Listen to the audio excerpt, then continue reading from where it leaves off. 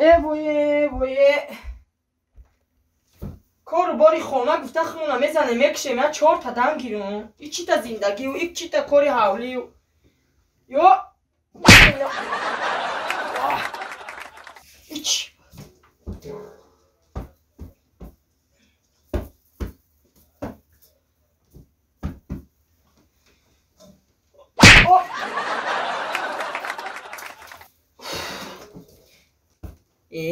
چهار پدری چی بلوهای؟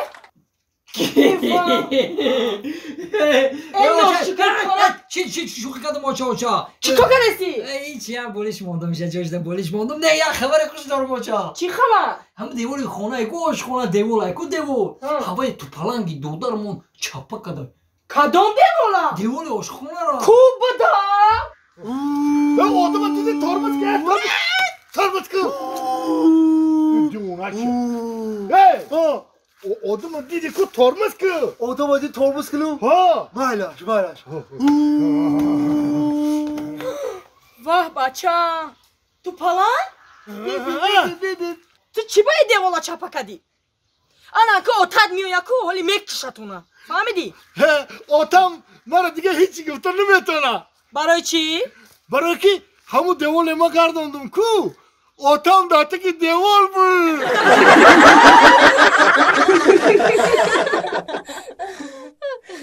خب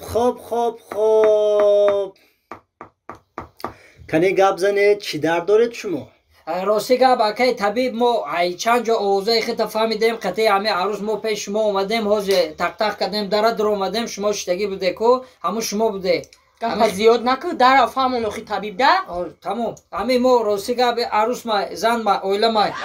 نصیبی ما ده همه بوده انا همه را ما ده دو دیان ما راستی گپ زندگی داریم چند کشید همه را فرزندار نشیدیم همه را گفته سیم که چی با فهمو شما چند سال شد زندگی دارید؟ ما این همه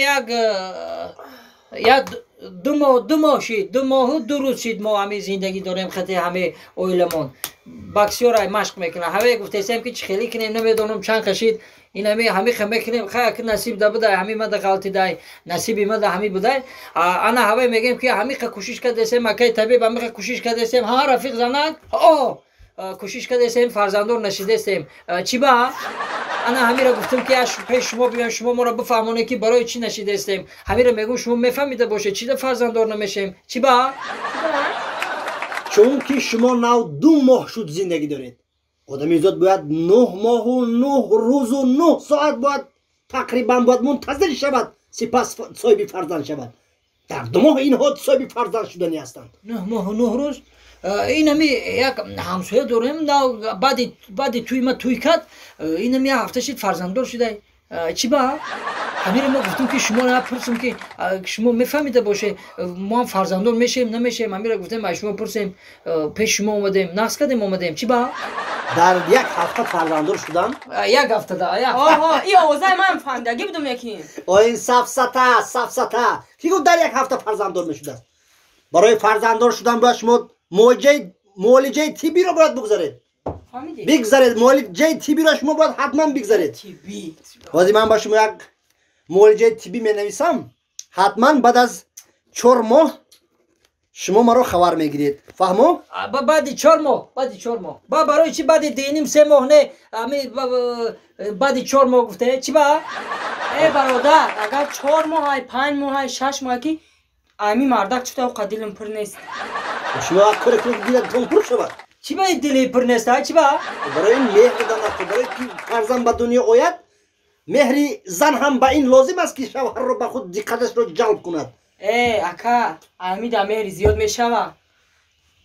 این مهری که شما دارید از کجا این تمام مهری که من باید دارم سگ با استخوان نداره برادر گنده مهر دارم من گفتم بعد از 4 ماه خبر میگیرید من معالجه طبی بعد از 4 ماه شما ما رو خبر گیرید رحمت کی طبیب رحمت مومن نداره شما کی طبیب بعد چند بعد 4 ماه گفته شما بعد 4 ماه با شما رو خبر بعد 4 ماه حتما نکی یکی اگر بعد 3 ماه هم اومدیم خیلی قبول کنیم مالش اگر قبول هم نکرده چی با نکه میایم حتما مالش حتما ای حاجی اوزور ما مونت این نرزی در نکنید این کارا رو نکنید نکنید میزی نه اکبی اکخج برای شما میگه کمی ما و کرم شما رحمت اکای تبی خیلی مخمو راپل میکنم بله شکر جو رحمت میندو رفتیم رفیق زنک مرا بیا پیش ره بعد از 4 ماه بعد از 4 ماه گفتم حتما بعد از 4 ماه خبر گیر مالش خوب رحمت بیا شما مالش مایل سلامت باشید خوش اومدید دلان زاری مرا السلام علیکم اکای طبیب جون و علیکم بر سوزه اکای طبیب جون سلامتیتون سوزه رحمت شما بود باشه رحمت خوش از چی شکایت میکنید اکای طبیب جون خوش باور کنه همین روزا راه میگردم به نهایت مونده میشم هم میخوام یه جا دم گیرم همین نفس کشیم تنگ میشه همین کوچه ببرم راه رو میبرم ای خودم ایزو میکشم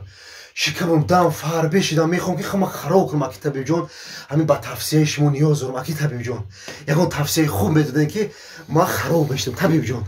یعنی شما از فربگی شکایت دارید؟ ها اکای طبیب جون از فربگی شکایت دارم این آسان این آنقدر هم دشواری ندارد واسه من با شما یک داروخط می‌نویسم وقتی شما از روی همین داروخط من عمل میکنید حتما تمام روغن‌های عضوهای بدن شما آب شده میرود شما خودتون رو بردم و سالم به خود می‌کنید انا که گوش کنید توصیه ما رو گوش کنید سحر 2 دانه پیچین 1 کاسه جرغات عبید باشد 2 دانه پیچین 1 کاسه جرغات انا بگاه باشد 2 دانه پیچین 1 کاسه جرغات فهمو؟ اکای طبیب جون همین گفتگوی شما رو ما بخورم خراب میشم بله گفتم کو سحر 2 دانه پیچین 1 کاسه جرغات عبید 2 دانه پیچین 1 کاسه جرغات بگاه باشد 2 دانه پیچین 1 کاسه جرغات مرحبا یعنی که سر عبید بگه یک تفسیر ها بله گام نیست اکی دکتر جون هزار رحمت سلامت باشید وقتی که زنده باشید انا کارهایتون نمیشود شما نکنید این کار رو هر کار سفیدی داره اکای طبیب جون رحمت زنده باشید چخل میشه دایی هم تفسیر رو گیرید شما حتما همین کارو کنید همین کارو شما حتما کنید اکای طبیب بله همین گفتگوی شما را پیش ای اوقات بخورم یا بعد یا اوقات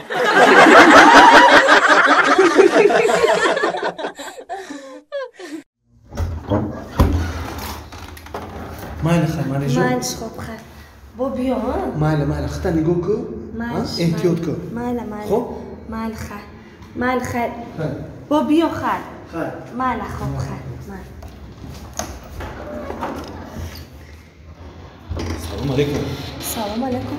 نازن سوده نمسویا رحمت شما سلامت تو خوبه تینجین چیون دوره سوز رحمت گشته این همی بچه هم مرده که کنه میوزی میرا همیرا ما هر روز میبینیم هم پدیز میدوری هم قمی کم نمیومش یا هم خونه خودت میبرم آده میرفته نه همکار من همکار تای؟ همیشه کار میکنه باید؟ نه همکار من میان خبر میگیرم میرم خبر میگیرم میرم همکاری زود بوده اینه که بعد هر روز می خبر میگیرم خیلی خوب یوخی دیگه سوزی تینجی دیگه آدمی زود بوده اینه که هر روز خبرت بگیرم هر کسی با خبر نمیگیرم رحمت که این جورای با کجا داره یا اصلا کجا داره شهرت کجا داره مثل اگه گرمانیا ده گرمانیا داره آلمان داره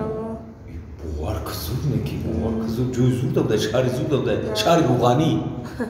بعد خیلی زنگ میزنه خیلی تلفن میکنه که روی میکنه اگه زنگ میزنه و 5 سال نبود کو 5 سال شد نیسته 5 سال شد نیسته 5 سال داشت یکم جا کار نمیکرد نو کار برومده گفته است که هر دو کودکامون بگی بیا نمیدونم چیکار کنم اکا اوی میگه نمیدونم چیکار کنم هر دی کودک را بگی بیون میگه او زور کوخی فرصت ایداست نتیازویا هر دی کودک تا بگی برا ای اکای فخردین او ما رفتن دمیرمو آخی ما 3 کودک دارم کو